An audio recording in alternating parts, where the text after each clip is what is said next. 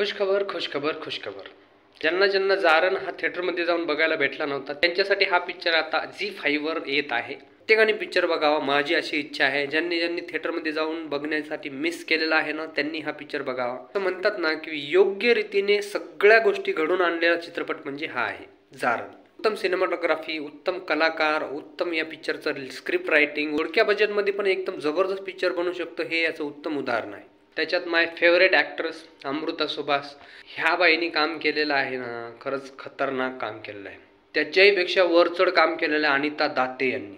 अनिता दातेंचं थोडंच काम आहे पण काय खतरनाक भूमिका वठवलेली आहे त्या बाईनी, एकदम जबरदस्त. त्या सगळ्या कलाकारांनी एकदम मस्त काम केलेलं आहे. हा पिक्चर तुम्ही 8 तारखेला नक्की बघा. OTTवर पिक्चर आपल्या घरी येत आहे आणि नक्की बघाच, माझी अशी इच्छा आहे.